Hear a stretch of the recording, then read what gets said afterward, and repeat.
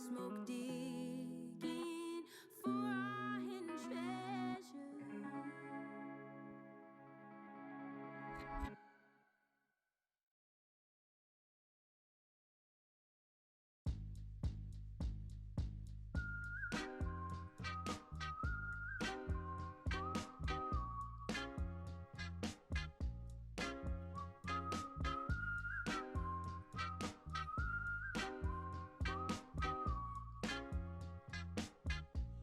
Could you tell where my head was at when you found me? Me and you went to hell and back just to find peace. Man, I thought I had everything, I was lonely. Now you're my everything, now it's on me. I mixed a lot of love with a lot of drugs, then I found you. She liked petty crime, she had green eyes like Mountain Dew. And where she go, I'll never know, friends bounce to. I guess it's their loss, cause they'll never know we'll mount to. And would you be my light, be my yellow? PYT walking down Portobello, put a smile on his face. At the end of the day, MDMA helped to fly away. Who'da known you would save my life? Who'da known you would fly my kite? Could you tell, could you tell? Could you tell where my head was at when you found me? Me and you went to hell and back just to find peace. And I thought I had everything, I was lonely. Now you're my everything, now it's on me. Yeah.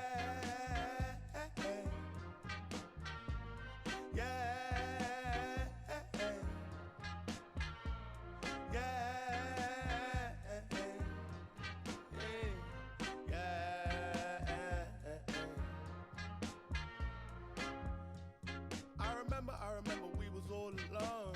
Late night you would call my phone just to check if I was blessed, cause you knew I was low. Head gone rolling off the throne. I remember we was in the park. Late night made love on the grass. Got my head in the clouds, counting all my stars. In my ears said the world was ours. Went to hell and back just to heal my wound, cause it gets like that, wrong side of the moon. No Tutankhamun, you're my Cleopatra. No side thing, don't need a backer. Need a real one, don't need an actor. A lost one, fake, think you want a BAFTA. Come and be my girl. Could you tell where my head was at when you found me? Me and you went to hell and back just to find peace. And I thought I had everything, I was lonely. Now you're my everything, now it's on me. Yeah.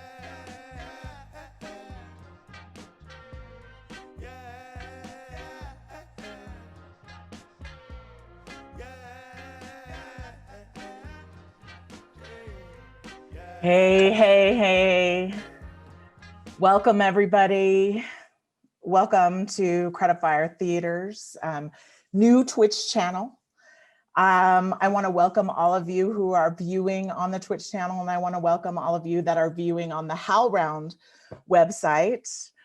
Thank you all so much for joining us tonight.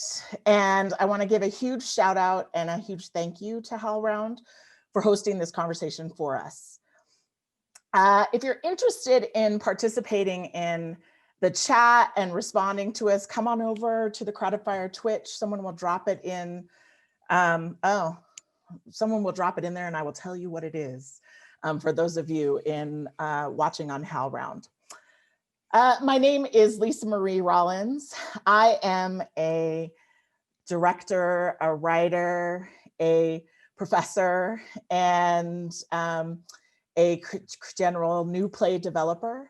My pronouns are she, her, and I'm currently calling in from Cheyenne Land in Colorado Springs, Colorado. The stream here at Twitch for Credit Fire is a new expansion of our work as a theater. And our plan for this channel is to center Black and Indigenous women, queer folks, and other artists of color, activists, community organizers, all in the Bay Area and beyond. Our live stream generally will be up every single week at 8 p.m. Pacific time, So we just also had a recent episode on Black Joy. So please, if you get a chance, check back on the Twitch site. There's a recording of it there. Someone should drop that in the channel for you guys as well. So I'm so glad that you guys are here for this conversation today. And I want to make sure our folks in California know that after this conversation ends, you can come back later tonight at 8 p.m. Pacific time. And we're going to have a special show that's centered on voting and supporting Californians with digging through our major propositions on your ballot. So for those of you who haven't voted yet and you're still like, I don't know all the things, there's going to be a perfect opportunity for you to talk about it with some other folks. And we have two of our amazing local actors here, Phil Wong and Sango Tachiyama, who will be going through those propositions with you all. So come on over. And again, that's at 8 p.m. Pacific time for all of the California family. I am really thrilled to be here on HowlRound with my two colleagues and sisters in art from the Bay Area, playwright Star Finch and director, playwright, and magic conjurer Ellen Sebastian Chang. Yay. The way the evening will go is that first and foremost, we're going to share a little bit about Star's work. We're going to share a little bit about Ellen's work and what they've been focusing on. And then we're going to jump into a conversation centered around Black women, Black femmes, and the intentional, creative, and spiritual work that we've been doing, and how all of that kind of connects to staying close to our humanity and as our authentic selves, and also because we're here in the context of theater to talk about the devastation of our field, but also our imagining of it so that we can bend this world into the way that we want it to be. So I'm going to take a minute here to introduce all of you to playwright Star Finch. Star Finch is one of the 2020 recipients of an Andrew Mellon Foundation Playwright residency that works in operation with HowlRound Theater Commons. This award is going to support Star for the next 3 years of her playwriting work. And what's really special about this particular grant is that it's the first time that this grant has been awarded as a joint collaboration between two theater companies in the Bay Area, the illustrious Campo Santo and Crowded Fire Theater Company. Star is a native San Franciscan. She's trying her best to hold ground amidst the Black erasure of gentrification. She's a resident artist at Campo Santo Theater and at Crowded Fire Theater. She's also a resident playwright at Playwrights Foundation in San Francisco.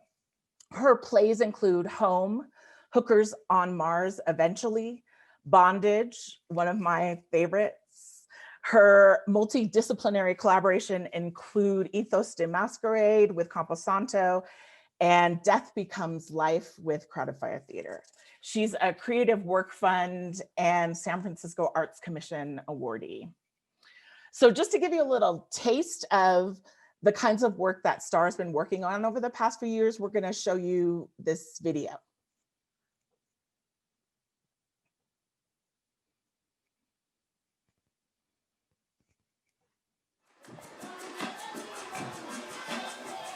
Y'all hear that?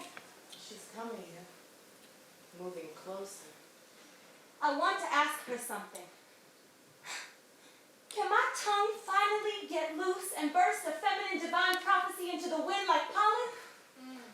Mother, may I? Exhale. Mother, may I? Walk these streets in peace. Mother, may I? Pop this pussy to a beat and still get free.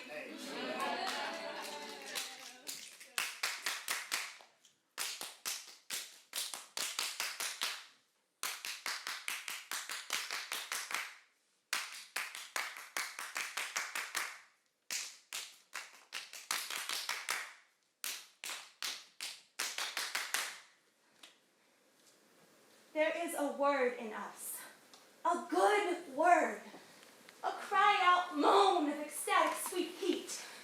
The that fell silent the moment we were taught to listen for the footsteps of man. Here he comes. Here they come.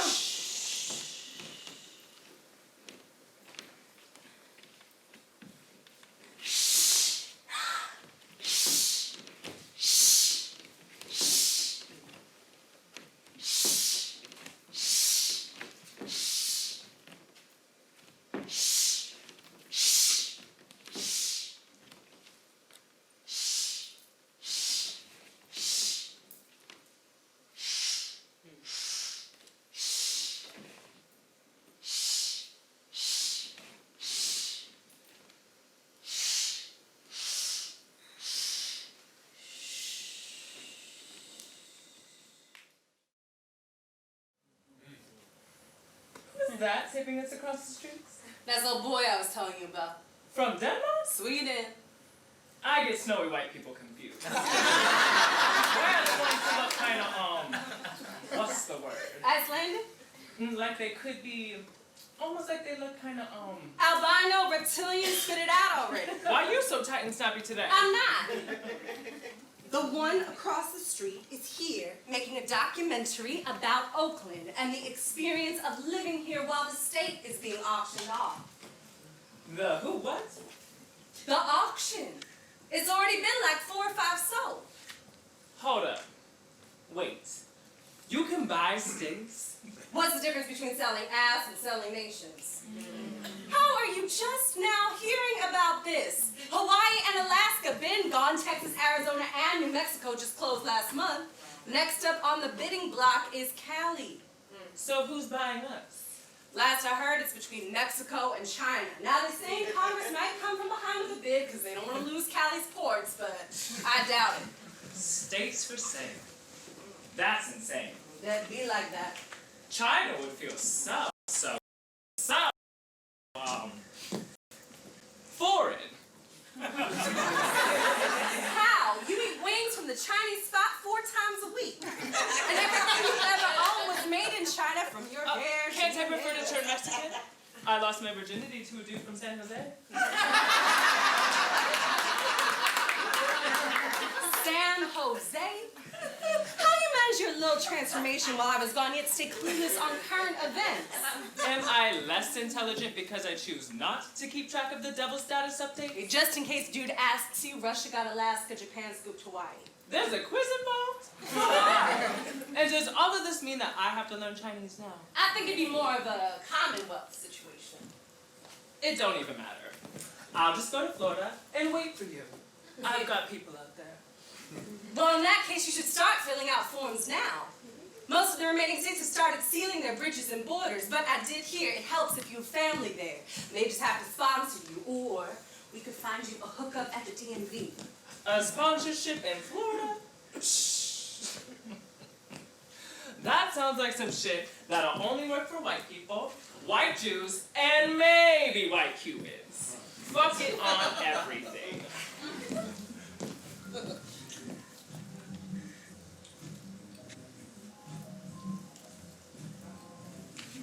What if I go back to Africa? Like on some go see the motherland before Back I'm out. to Africa? Child, you late. You so late, Fresca, hello. China's been ran a train all up and through there, boo.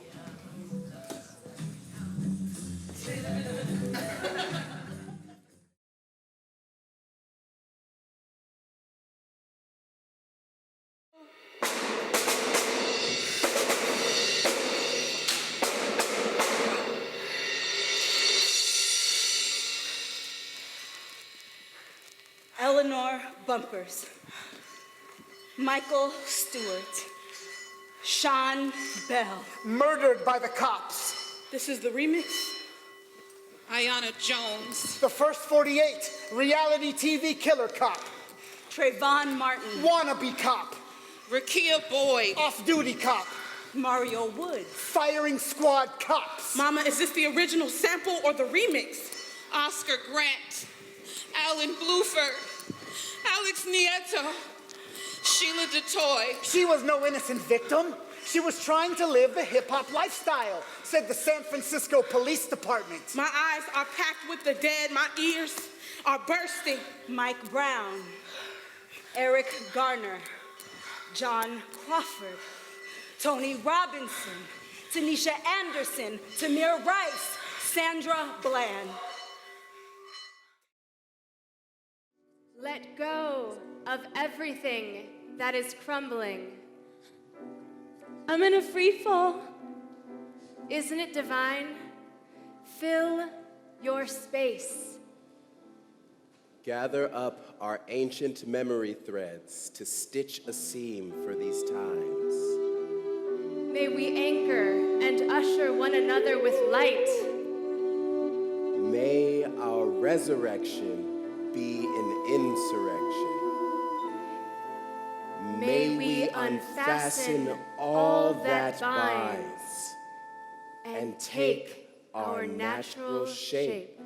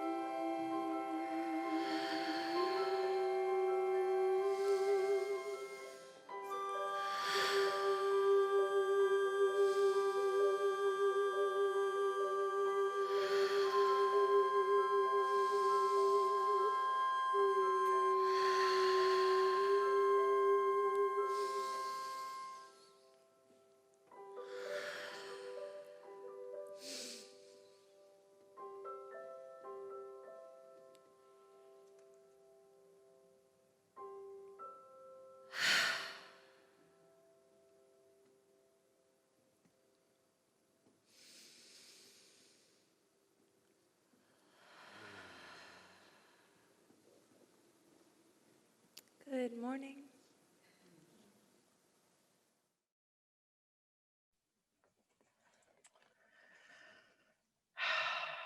All of that breath and seeing all those books together, it has made me incredibly homesick for being in space with other people. So I just need to say that out loud. I'm sure that all of you are feeling just as homesick as I am. What we just watched was a little bit of the taste of playwright Star Finch's artistic work from the past couple years. And I want to move on and introduce Ellen Sebastian Chang to all of you. Ellen is a director, playwright, new work developer, and is a multidisciplinary creative consultant. She's the ongoing creative director and teaching artist for The World as It Could Be human rights education program.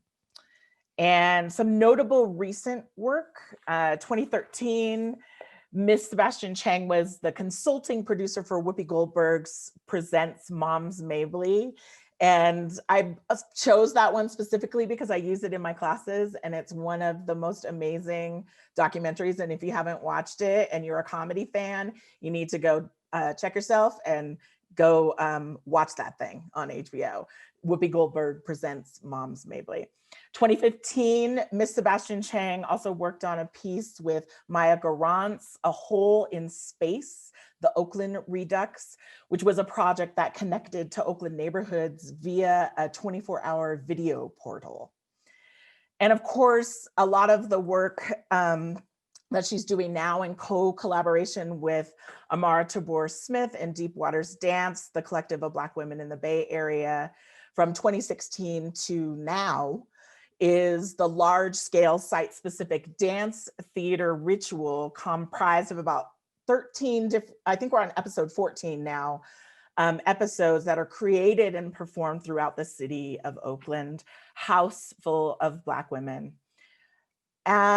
So to give you a little bit taste of Ellen's work over the past few years, we're gonna share a video that includes, I think, many of the images from multiple episodes of House Full of Black Women here in the Bay Area, or there in the Bay Area. Oh.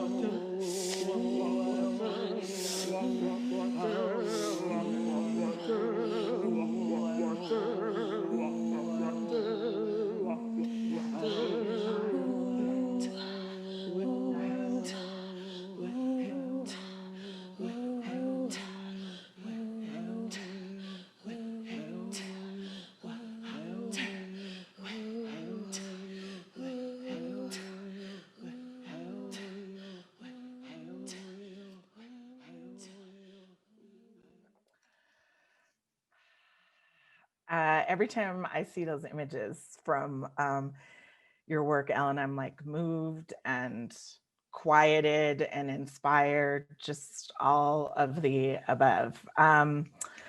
So I want to go ahead without any further ado, bring onto the screen and into the conversation Star Finch and Ellen Sebastian Chang. Yay! Hello. Hello, hello. Hello, friends. Hello.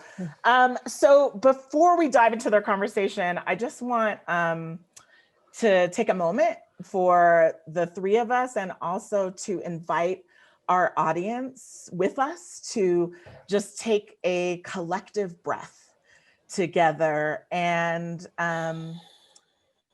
feel free to make that breath be about whatever you need it to be about. And so we can all enter into this space together.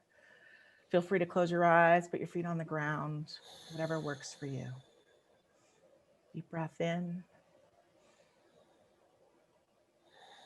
and let it out.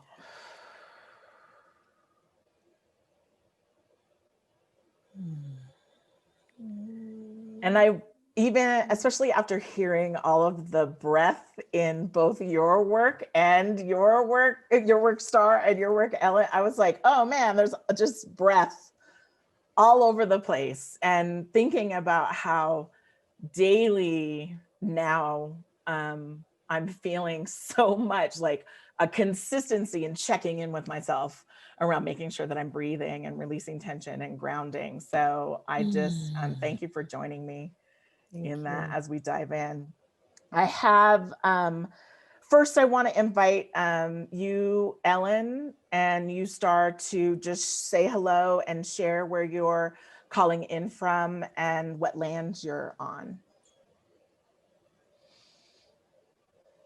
Hello, I'm calling in from San Francisco, which is Ramaytush Ohlone land.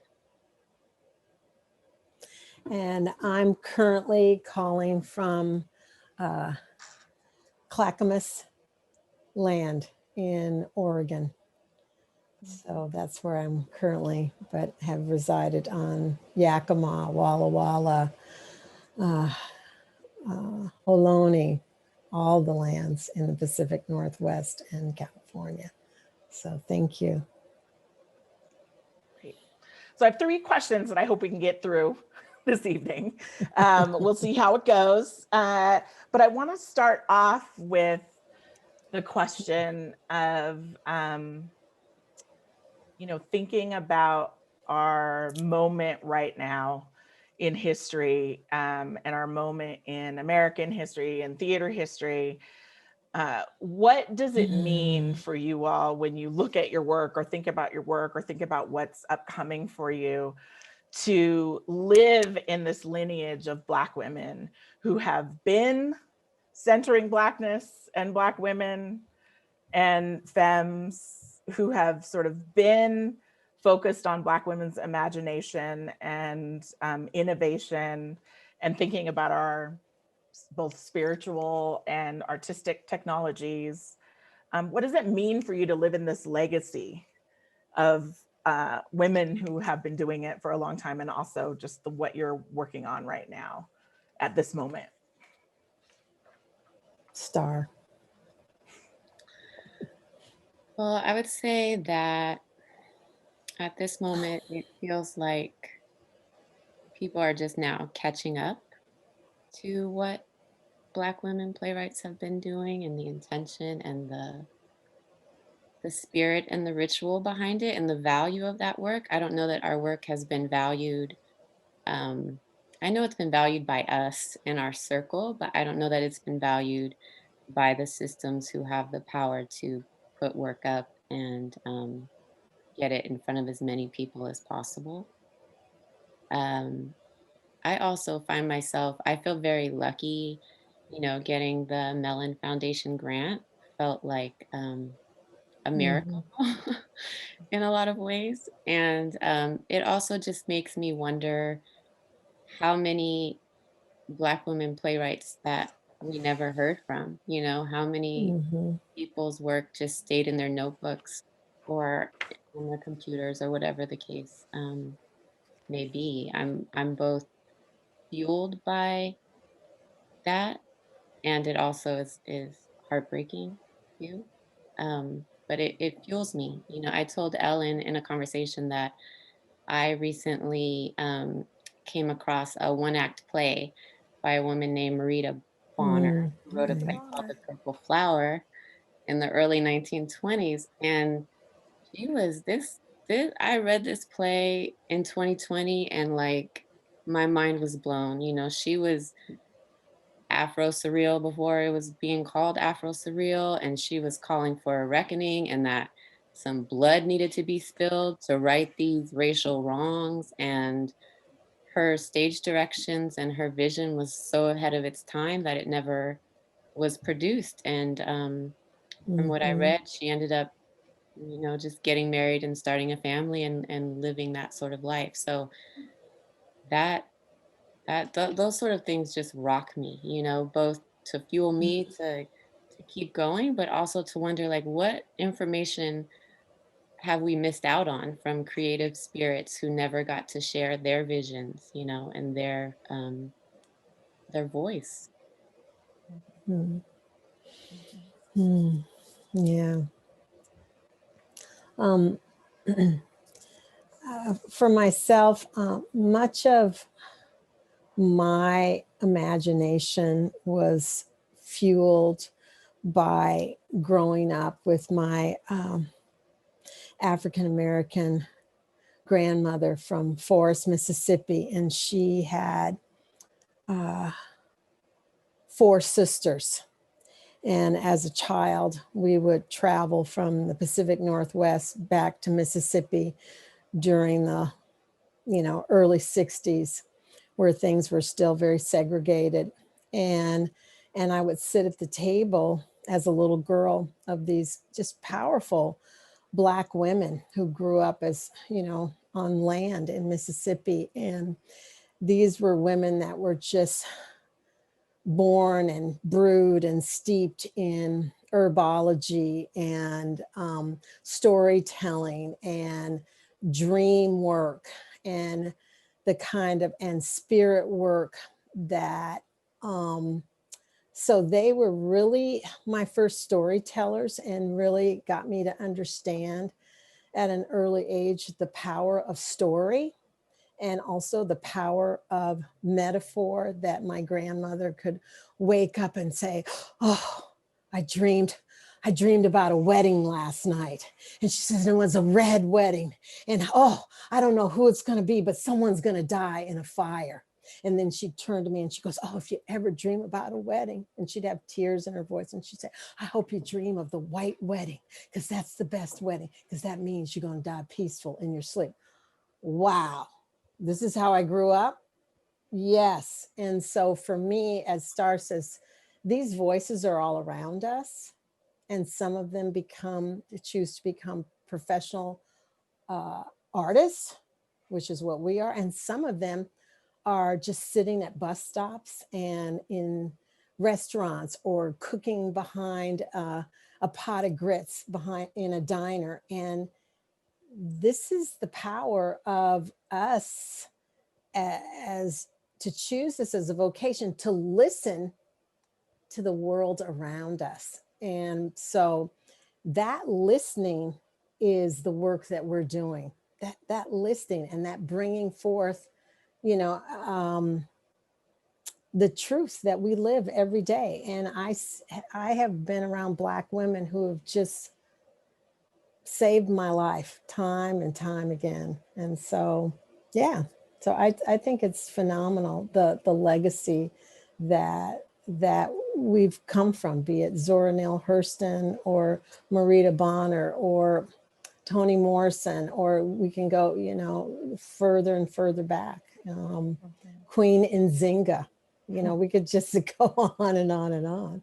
Yeah, so, yeah. I love what both of you are saying, because partially because of thinking about our imaginations, even when we don't necessarily have access to the, you know, to scholarship, or we don't have access to people, the stories around us, or even a conscious access to the lineage. I think a lot about the way that I grew up with, you know, I'm a, you know, a multiracial Black woman, and I'm Black and Filipina, and but my experiences growing up are explicitly Black girl experiences because of where I grew up in Washington State and the isolation where I was. So I didn't have the voices that I'm listening to are voices that I think that I'm inventing or that I'm making up. And actually later on, I discover that these are voices of my blood lineage and who are telling me stories, who are watching over me, who are protecting me in these unprotected white spaces. And I think a lot about that in relationship to before I had access to, I definitely also came from a lineage, a literary lineage where when I got to, it wasn't until I got to university that I was like obsessed and somebody finally gave me Black women's writing. And I was able, and that is where, you know, and it's all through literature and plays. And my first Black woman, my first theater teacher was a Black woman. Shout out Kathy Irvin, Cal State San Bernardino.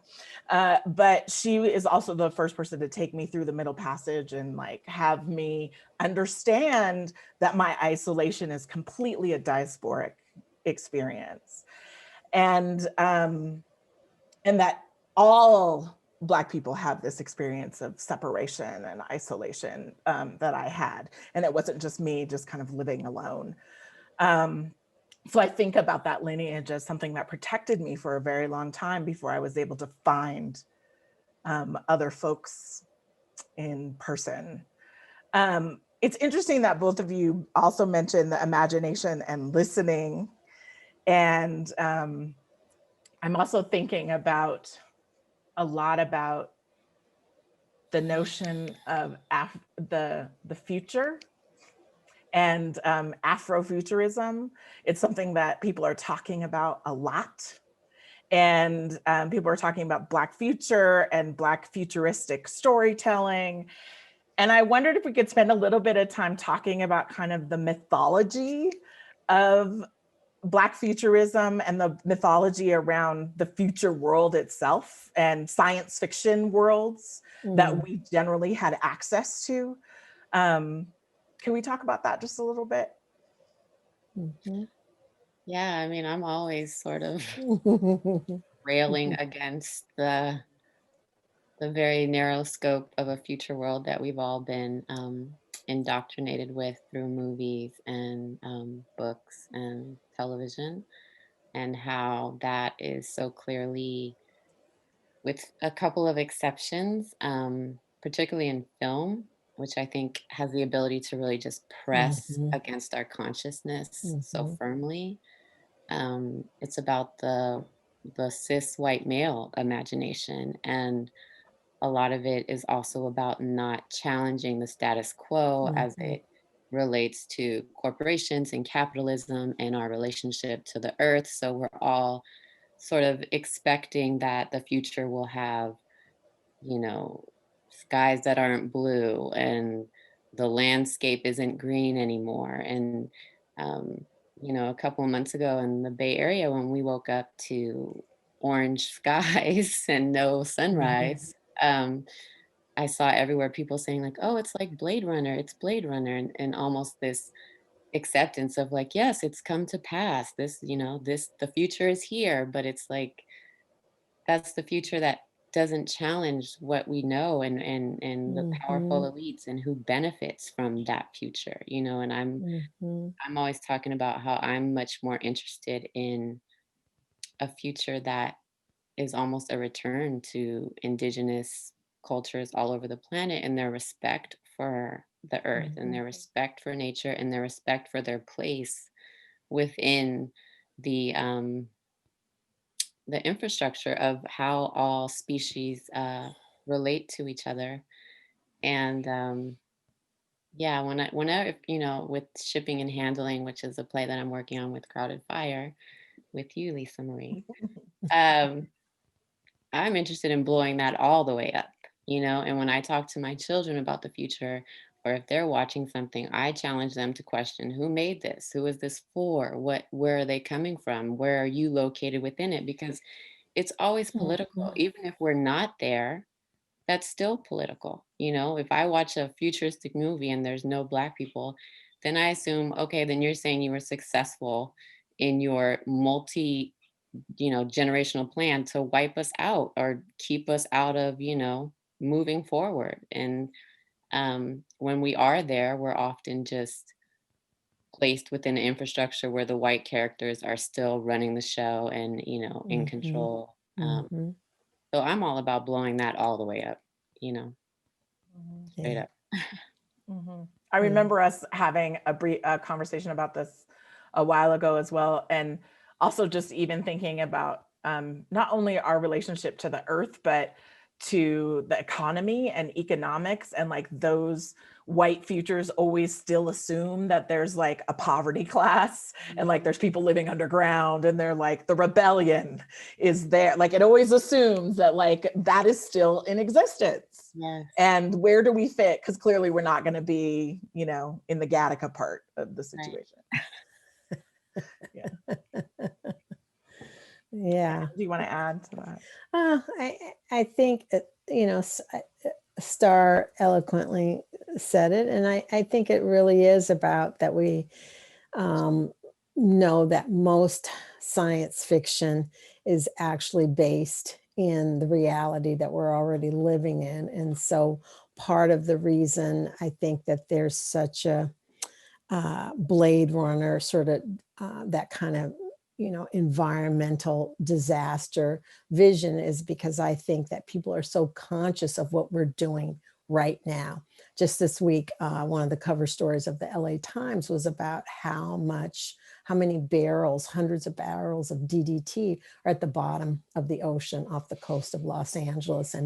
And some of it was punctured because the people throwing it off ship couldn't get the barrels to sink. And so they just punctured it. And DDT is one of those things that Rachel Carson wrote about in the late 60s. And I remember growing up in Eastern Washington, and the mosquito man would come by in trucks and spray this fog. And all of us little Black children on East Side Pasco, Washington, would get sticks and pretend like we were, in some medieval like fog, and we would be like fighting. And we'd always say, the mosquito man, he's coming. And we'd run, and we just thought, and we had no idea that we were running in poison. And so where's that story? That's a story that needs to be told, of innocent country Black children running in a truck being driven by a jolly white man who just thought we were so cute as Black children, running in this cloud and playing. And so to me, I think that is another indictment of that we live in a world that is so dictated by an economy and economy as some form of a spectacle that we all choose to agree to abide by, because our imaginations do not allow us to think, oh, can we have a world without capitalism? Because people honestly go, oh, well, communism doesn't work. Socialism, that doesn't work, And so I go, well, there was thousands of years that human beings existed, and money, paper money, didn't exist. It actually didn't exist, And so First Nations people did potlatch, and you were considered rich by all the things that you could give away at the potlatch. So there's been different economies. So this future, like Star said, how do we imagine differently? And there seems to be, I've said it for quite a while, to me, the white, people who identify as white, the white imagination to me has been bankrupt for quite a long time. And it's a very frightened imagination. And it's very sad to me, and so I just kind of shrug and like, oh, well, as my mama used to say, keep playing, just keep playing like that and see where you're going to end up. Keep playing. Anyway. Sad and terrorizing. Like I just saw they were talking the other day about water on the moon, right? And it's like, okay, so they're already plotting resources and extraction, and the idea that Elon Musk is like our great captain out into sea is just the most upside down, tragic thing imaginable. I don't want a future that he's leading us into. I haven't, please. Yes. One of the things that kept coming up as we were, prepping for this conversation, but also thinking about things that we might want to dive into a little bit, is this notion of the future being right now, and rather than the ways that that there is no like we're already like in distant technology with one another. We're already being separated from each other's humanity. There's so many things that are happening with this digital sphere that interfere with intimacy and vulnerability and our ability to stay deeply spiritually connected to one another. And I'm thinking a lot about I'm thinking about the notion of time in this conversation, and in relationship to us slowing down right now, and the supposed slowdown that we're in. Because now I feel like all of a sudden it's starting to, like, people are trying their damnedest to, like, let's get this train rolling, and let's push time forward as much as we can, and thinking about and trying to get back on the stage, trying to, endangering people's. I saw recently there was a shutdown somewhere where the cast and crew everybody started getting COVID, and said they had to shut down the program, the production.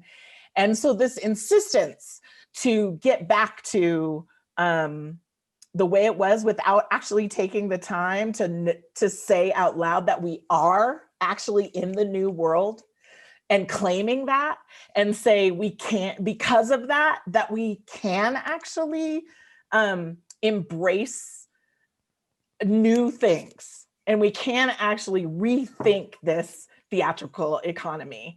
It is possible for us to do this.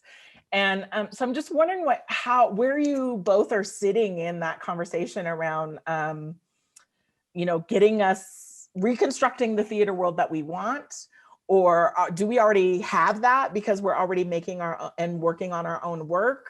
Or how are you thinking about time and, Black feminine, Black femme work right now? Well, as you said in the beginning of the whole shutdown, it really felt like a stillness and a portal into a space that I don't think this country has been in since, it really got going as a capitalistic empire. But then once they found that it was Black and brown people who were dying primarily from COVID, all of a sudden that energy switched, and it was, let's get it going again. But I think that energy is related to feminine energy and divine feminine energy, and it's about holding space to see what can come next, holding space for spirit, holding space for new ideas. And it's also an opening, a reckoning in some ways, to take account of just inequality and how it is everywhere and every level of our society, from which we know, like we read and we know the news in medicine, in government, in loans, in school, like we know the list. But when it was all laid bare like that, I think it's an opportunity that power in this country clearly has no interest in whatsoever. But I think it's about feminine. It's about the feminine way of being, the things that are powerful in the feminine. And, with theater, I don't know, the best theater I've seen was the pulling down of all those statues by people in the street. Like, that was so theatrical. It was ritual. It was so real. I saw even Absolutely ritual. during Columbus Day, Indigenous Peoples Day, I think it was in New Mexico, there were indigenous people pulling down statues. And it's like, I had chills everywhere. And to me, that was like real theater in the streets. And what theater is for, the people that were there will probably never forget that. And the circle and the energy that was in that moment, Mhm. to me, has way more value than a reading on Zoom or anything that we're rushing to do on Zoom. And even again, as we talked about before, this technology functions based on who was in the room when they made it. We see over and over again that Black dark skin isn't recognized by things. And it's the people in the room who are even constructing this future reality. And I don't think it's primarily women in those rooms. I don't think that it's a lot of Black and brown people in those rooms. And I think that it's reflected in the technology that we're working with, the future Mhm. world that we're given again. Mhm. Mhm. Mhm. Yeah. Yeah. All I'll add to that is that we as human beings, we have a lot to unlearn, and to rewire our thinking is really challenging, because once you've been fed a diet that we've all been fed, I want to just say, in America, we've all been on the same diet for 600 years. And so that requires something definitely on the scale that we're experiencing right now, which is COVID, to create and that it's global, and this awareness that never before in the history of human beings, now there's 8 billion of us on the planet, had this level of interconnectivity.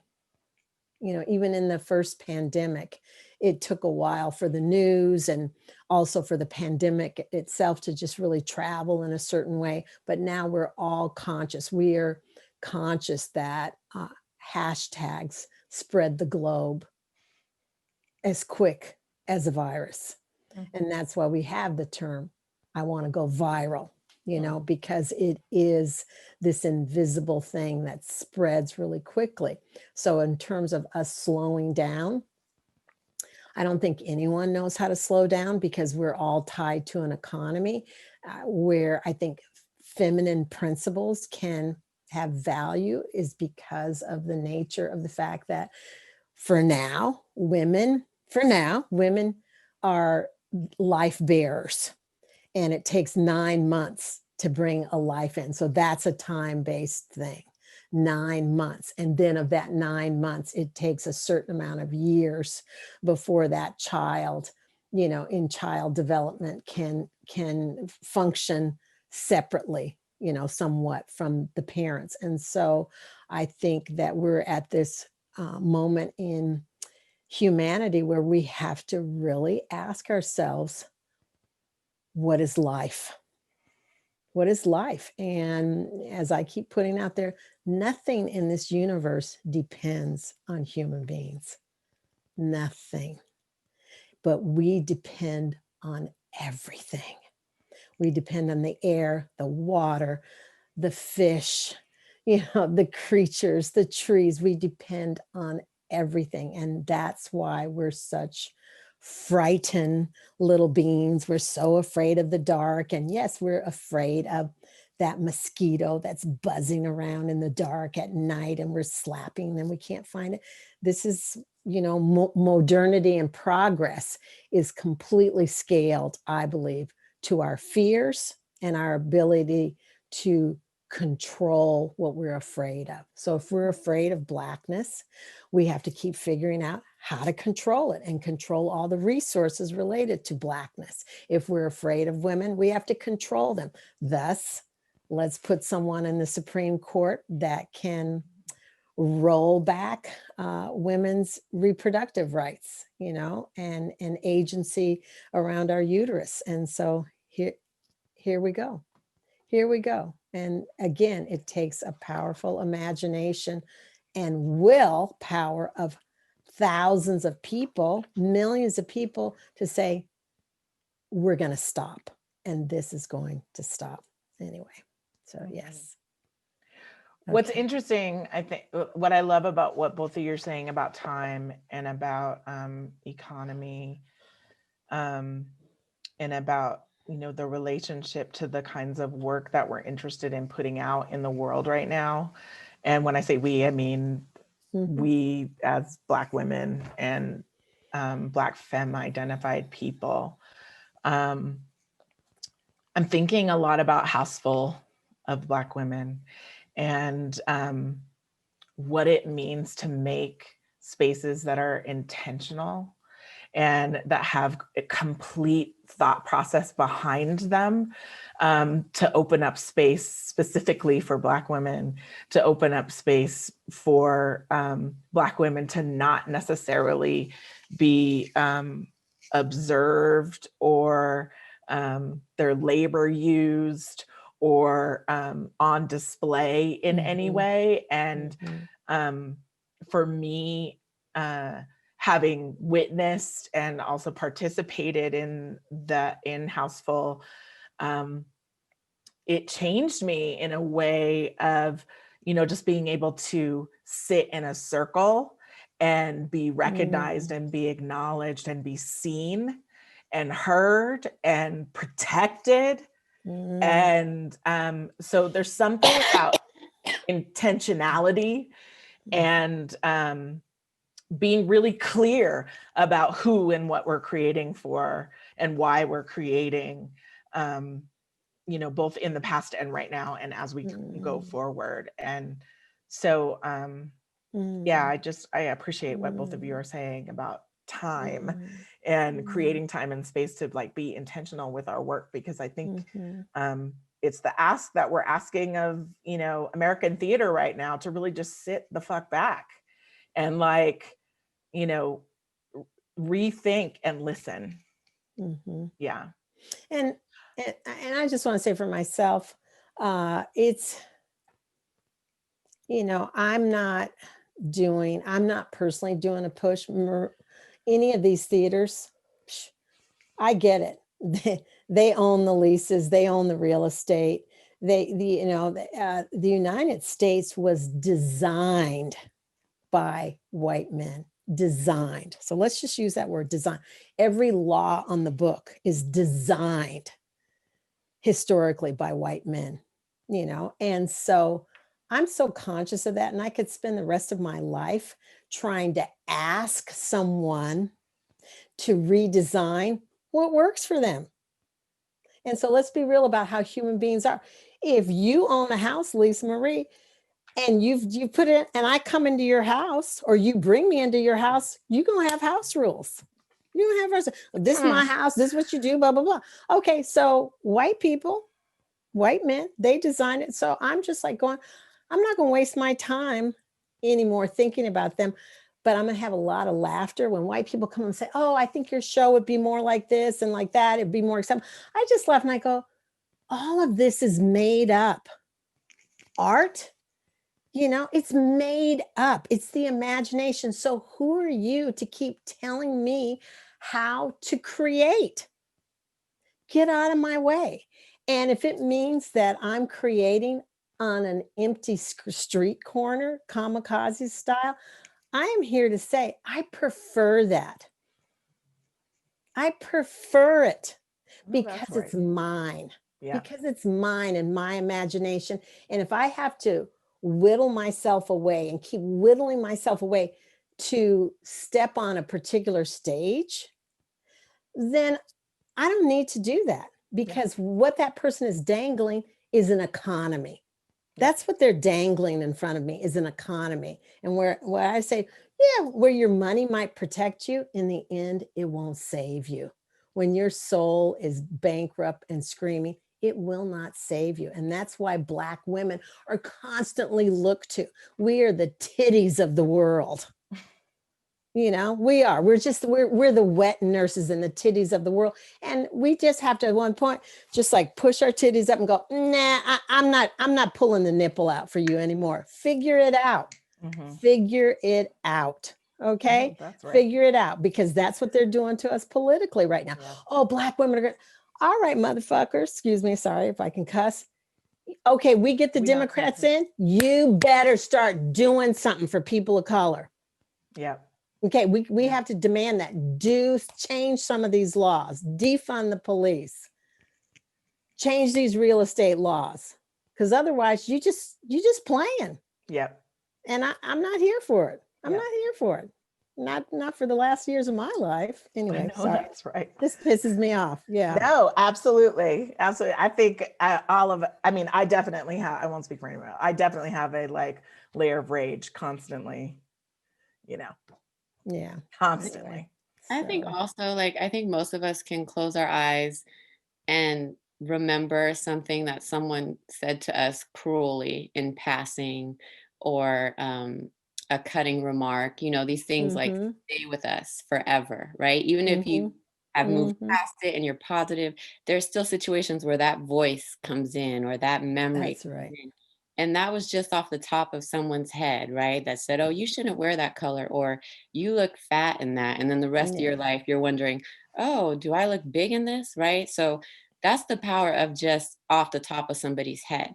So you can't tell me that the work that we do, and especially you, Ellen, of ritual and intention and creating space specifically for certain things, that is not as powerful, you know, more powerful. I think that there is so much power that we hold in our intention of what we're doing, and whether that is ever rewarded monetarily or not is not the point. It's the effect that we're having on women. You know, Lisa Marie, you shared the effect that Houseful had on you. Like, you're going to carry that for the rest of your life. And I think that is really the goal. And I know for me, when I'm writing, I'm thinking about my daughter being older in the audience. I'm thinking about women that I love, who I know have been crushed or hurt by the theater industry, or by the education industry, or anything else, or by men in their lives. It's like I'm trying to offer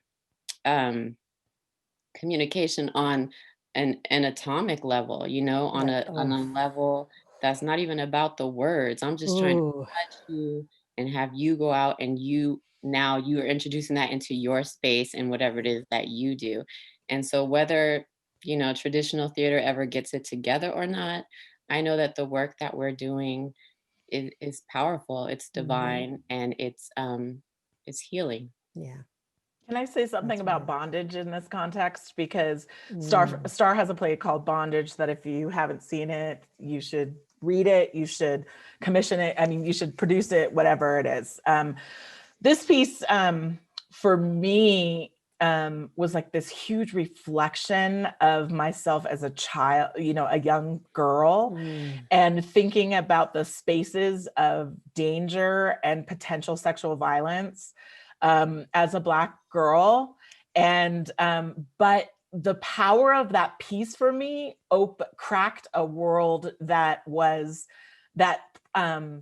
gave me power and placed the little girl in that play in a position of power and a position of understanding of ritual and life and death and her own self-determination that I had never seen before.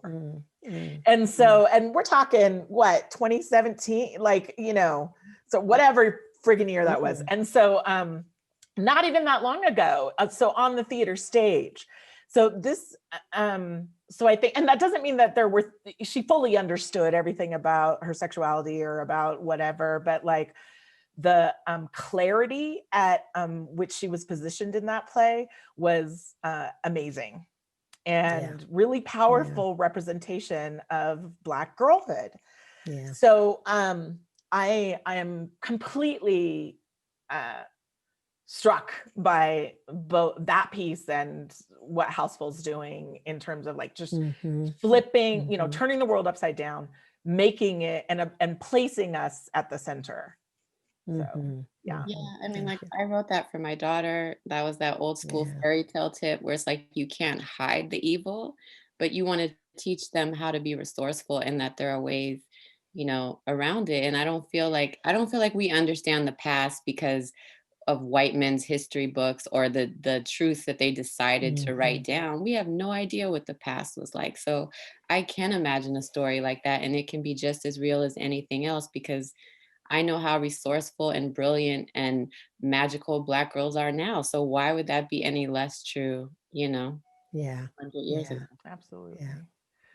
I want to, we're a little bit over time. We've been given permission to go a little bit over time, but I want to like just take a quick moment to hear from the people who've been online with us and see if there's any like responses or echoes or just reverberations or maybe questions that have been going on in the chat, because I'm sure that there's an amazing conversation happening.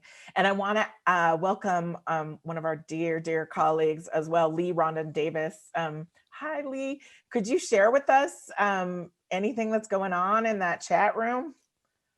Yes, of course. I mean, in response to Star's work sample, some comments were beautiful storytelling, so amazing. Star is fire. This looks powerful. I miss being with people. I cannot wait to be back in physical spaces with y'all. The coming together and sharing a breath just filled me with so much longing. Live performance is definitely missed. In response to the conversation about imagining the future and representations of the future in media, a lot of people were quoting some of the brilliant words you all were sharing. So who benefits from that future? Who is this for? Star Finch, thank you for coming with the hot questions. Such powerful questions to ask about our future visioning. Very powerful question. Another quote, we live in a world that is so dictated by an economy as some form of spectacle that we all agree to abide by because our imaginations don't allow us to think, is there a world we can live in without capitalism? Thank you, Miss Ellen. How do we imagine differently? Some questions coming up about time and the Black feminine divine, some quotes. We can embrace new things. We can rethink this theatrical economy. It is possible to do this. Thank you for that positivity, Lisa Marie. I am not going back to whatever that was before. We're going into the new world. Some comments on that. We loved the best theater I've seen was people pulling down those statues. Yes. True. Thank you, Star. A lot of people being really affected by the idea that our technology is shaped by the people in the room and who is absent from those rooms. Nature doesn't depend on humans. We depend on nature. Wow. Brain explosion was a comment. People quoting, what is life? All of this you made up. Art is made up. Who are you to keep telling me how to create? Thank you, Ellen. We loved that. Star's words have had such lasting effects on me, the way I make art, the way I view the world, gratitude, and a big purple heart. I know how resourceful and brilliant Black girls are now. So why would that be any less true 100 years ago? Yeah. There's more comments coming in. Black girls are resourceful and brilliant and magical. Yes, Star Finch. A question came in. We would love to hear from you, or if this was a suggestion for our audience. We have a comment here. Social Star Media transformed billions of voices, bodies, and minds into coins in the pockets of white men. We must free people from those chains if we are to meet their minds on the open plain. Adam, with always his wisdom. Adam. So please keep sharing your quotes. We'll keep calling those out. If you have any questions, now's the time to ask. And thank you once again to the three of you beautiful folks for your wisdom and your sharing space with us. Thank y'all. Thank you so much, Lee. I appreciate that. I just wanted to make sure that we acknowledge that we hear you all out there and that we're glad that you're in this conversation with us together. So are there any other burning things, Ellen and Star, before we transition a little bit and ease our way out of this conversation? Any other things that you really wanted to make sure that you said or share with the audience? Maybe share a little bit about what's upcoming for both of you. Well, I've got House Full of Black Women. We just finished our episode 14, which is the new Chitlin circuitry, reparations vaudeville. And we'll be starting up again with our 15th episode, which is called And This Too Shall Pass, in 21. And then I find myself just living in a lot of questions. One being, what is an audience? That was something that was said by Alexa Burrell, who's our videographer. And she said, I'm beginning to wonder, what is an audience? So now I'm thinking a lot, yeah, what is an audience? You know? And I'm just living in the day-to-day uncertainty and trying to stay grounded in that and find also a place of humanity in the unknown. So that's it for me. I'm currently about to go into production with Campo Santo with transitioning a play of mine, Side Effects, that was supposed to go up in April of this year and obviously didn't happen.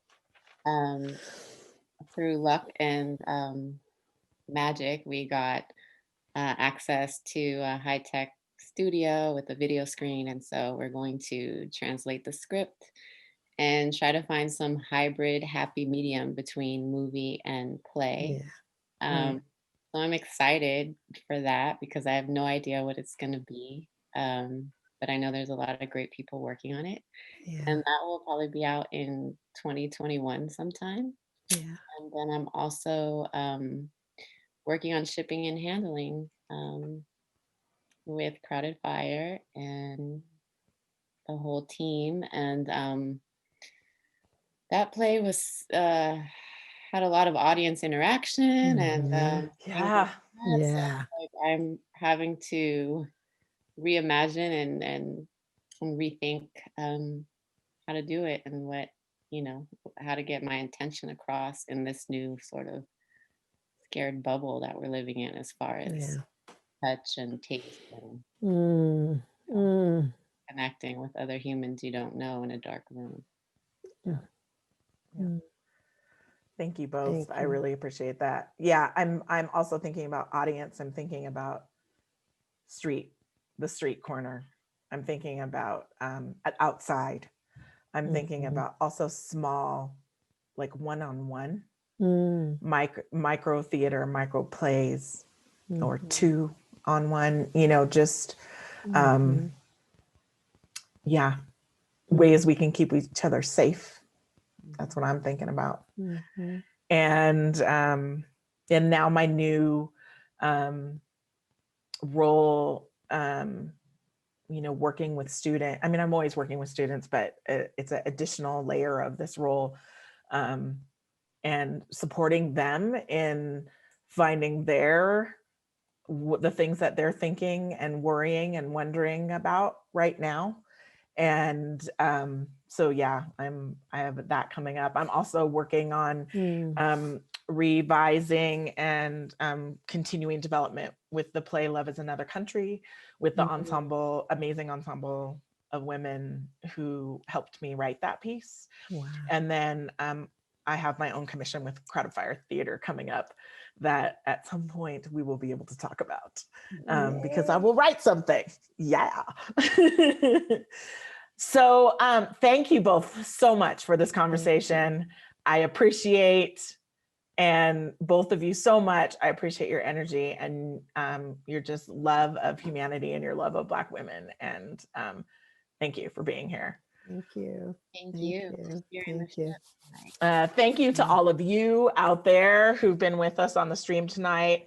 I want to do a couple shout outs. I definitely want to shout out our production manager, Stephanie Allison. Yay! And I want to shout out our amazing stream manager, Tassi Alabastro. Yay. And please don't forget that 8 p.m. Pacific time, Californians, Bay Areans, come back onto the stream and check out Phil Wong and Sango Tachiyama for election prep. And don't forget to vote as early as you can. If you are someone who's going to be standing out at the polls, I want to encourage you to bring food and water and a stool and to dress warm and to take care of yourself. And I'm just sending love and care to all of you right now to stay focused on your work and to continue to listen to your ancestors and take breaks and keep the hammer down for those of you who are going to continue working with theaters. And let's embrace the new world that we are already living in. All we have to do is claim it, and because it's ours already. See you guys next time.